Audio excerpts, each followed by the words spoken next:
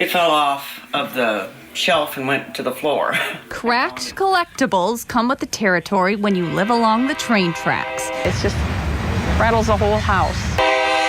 And it's been happening more often as train traffic grows in and out of town. We are seeing more tanker cars coming through Sioux City. And with that grows the danger of trouble on the tracks. We think about rail a lot. One reason, these big black tanker cars you see rumbling through have been blamed for several deadly accidents.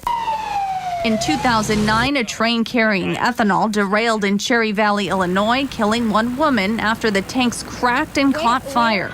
Thousands of those same tankers travel right through our towns. I expect that to increase as the production continues to increase. Concerns about these tankers, known as DOT 111s, dates back decades, as shown in this 1991 letter from the NTSB to the Federal Railroad Association. In it, Chairman James Kolstad says the protection provided by DOT 111 tanks is inadequate. More recently, an NTSB report reveals a high incidence of tank failure. They're known to crack, leak, and lose flammable hazardous liquid like oil and ethanol. Explosions in Quebec leveled their downtown and killed close to 50 people. That would be a terrible thing. I mean, who knows? We might all of a sudden have to be evacuated. According to the Association of American Railroads, there are 310,000 tanker cars and 240,000 are DOT 111s. Only 25% of the fleet has been replaced. 40,000 are dedicated to transporting ethanol across the country. Siouxland Ethanol leases 180 cars and tankers to transport their products. General Manager Chuck Hoffland says replacing rail tankers won't happen overnight.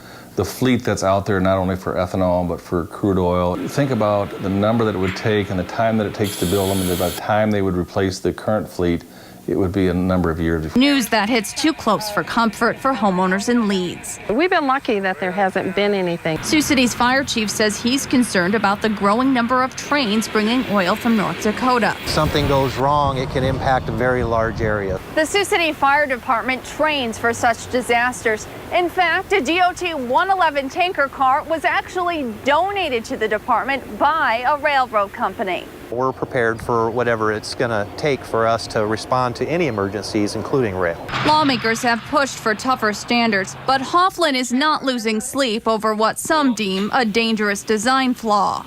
When you look at the sheer volume of stuff that gets transported, and occasionally there's something that happens, but I would suggest that the incident rate is pretty low. Chief Everett agrees. Rail traffic in general is pretty doggone safe, but says they carry so much product that when something does go wrong, it's certainly a situation that we need a lot of resources to handle. And that's why he's advocating that the existing fleet be retrofitted with tougher shells. And maybe a faster phase-out period for the old cars. The AAR says it would cost $1 billion to retrofit the tankers, and that the cost of derailments over the past 5 years was just $64 million. But for those living along the tracks, there's no price tag on safety. In Sioux City, Kristen Johnson, KTIV News 4.